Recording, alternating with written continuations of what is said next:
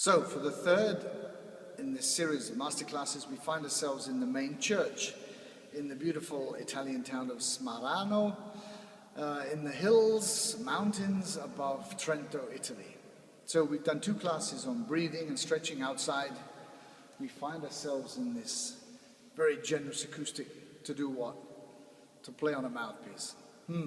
Well, everyone has their own theory about what to do with a mouthpiece alone.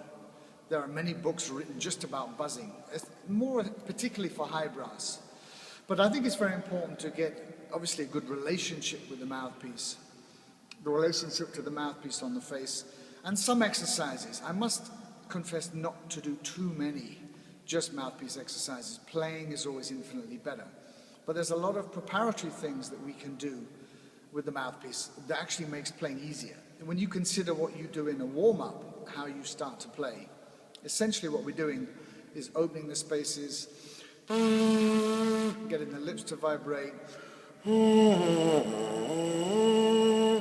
and after a while, when everything works, then we can play freely through our routines and through our solo pieces. But there's a few other things that I like to do with the mouthpiece that actually make that first practice session, the first part of practice, easier to achieve good results quicker. And so, if you start with a mouthpiece and just blow some of the air exercises we did in the previous classes, like, for example,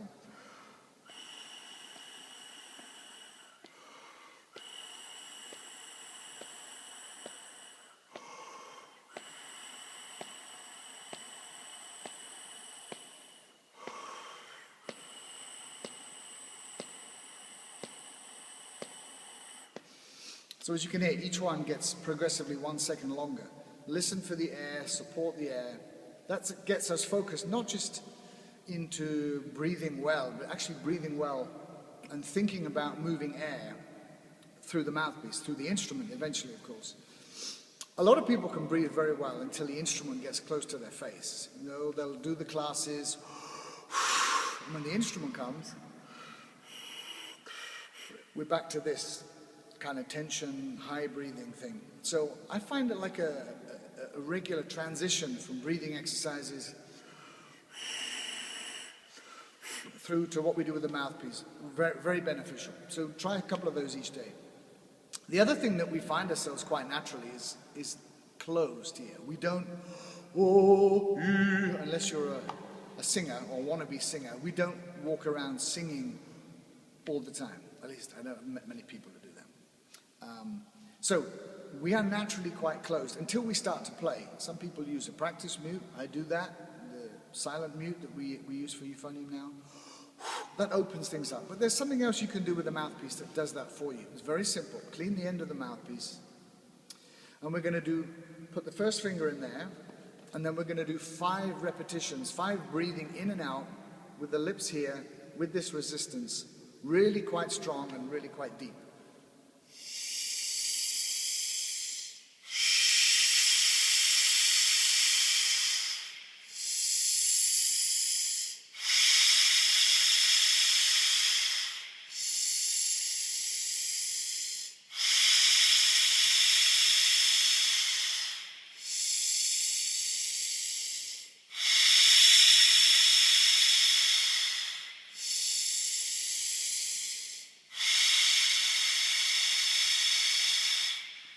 Take away the resistance finger, 3 more.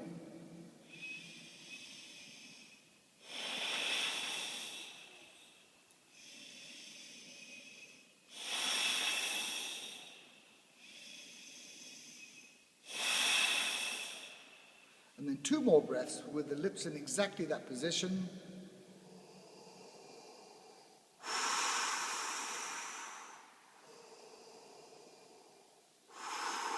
And you can hear by the sound of the air entering my body, just a very deep sound. The space is really open and the air is going very low. So in effect, what we're doing is creating the same feeling here that we would do after about 10 or 15 minutes of quite sensible, strong low playing. So you can do that too, but why not?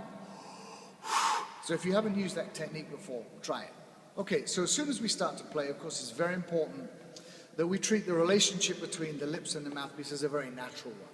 It's all very well breathing good and thinking positive, and then the mouthpiece comes along and everything changes. You know, there's so many similarities between just a column of air, a whistled sound, a sung sound,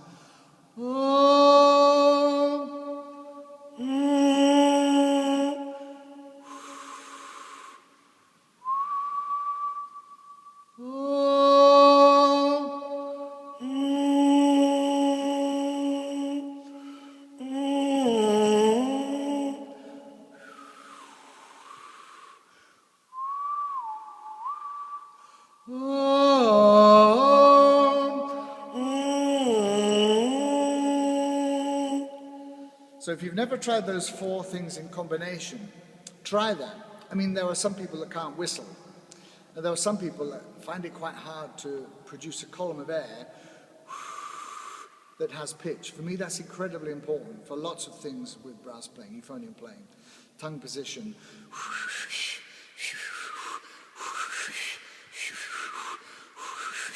But I digress. The column of air, if you're a non-whistler, be really careful that when you try to make this sound to go with the mouthpiece, that you don't end up closing the throat or turning over the tongue so much that the air sounds like that. You really never want the air to sound like that.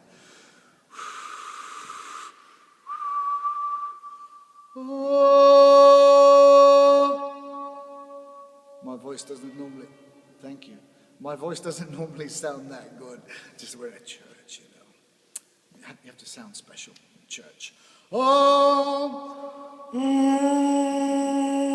And with the buzz, make sure we have a good mixture of air. You don't want anything that sounds, because to achieve that sound, I'm basically putting the lips like this. And too many people actually play like that. They've got a great horn, a great mouthpiece, but completely flat, closed lips. So I always try and imagine this space in the center of my lips. So it's very close to whistling. And some of you have read some articles I've done, I talk about mouthpiece whistling.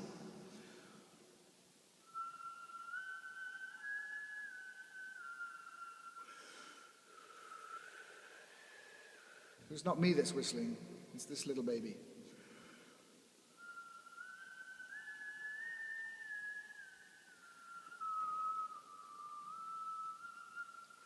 And I discovered that many years ago, actually, when I was doing some concerts where it was almost impossible to warm up. I think it was Italy. I got picked up from a hotel where I couldn't practice to a hall where there was no warm-up room. And so I started doing this in the car on the way there. And I found that if I developed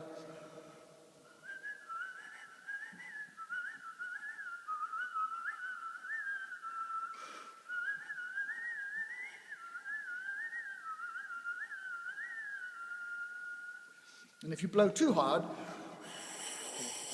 you get that kind of noise. So the air's got to be slow and warm.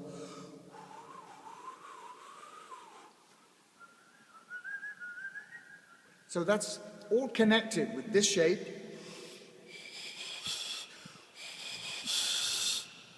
The roundness akin to the whistle. And then going to the mouthpiece.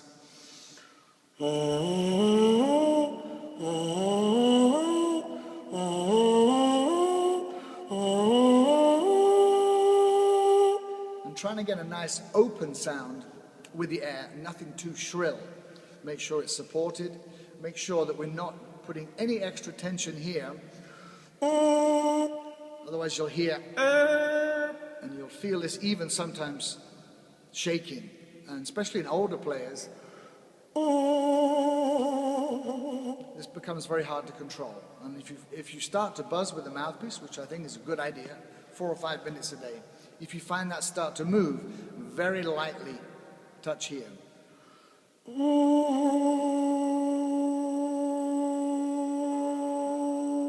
And just the slightest touch seems to calm the muscles. So there's a few little roundabout explanations about what we could do with the mouthpiece to create that relationship, that feeling of naturalness with the air, with the whistle, with the singing, and then the buzz. And so our first buzz, what do we do? Well, there's lots of things you can do. Firstly, don't start too high, don't start too loud, and avoid pressure. I like something quite low, building up a major scale.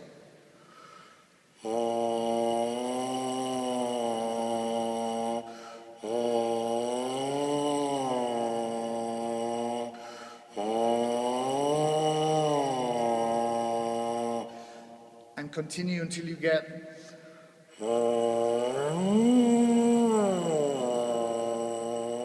and try and get the notes as precise as you can.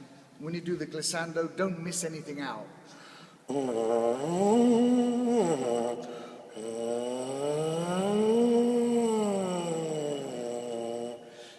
Enables this control and the air working together with always this good vertical space. Up and down, different tempos, different length phrasing. Try 6 notes in one breath, 3 notes in one breath,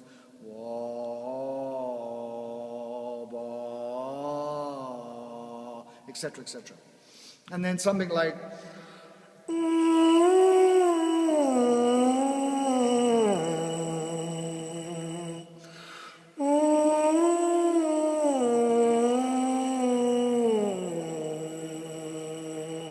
listen carefully to the last notes. One other you can do, and a lot of these are in the Brass Gym book, which is a book I use a lot.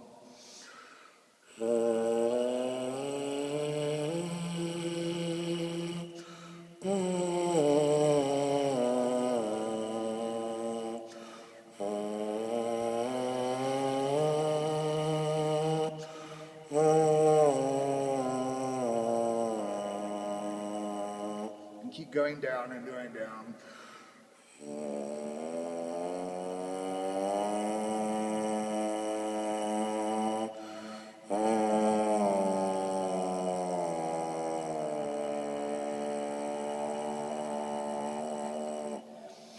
So there's just a few ideas. Lots of ways to extend buzzing, octaves, octave and a third, even 2-octave sirens as we call them.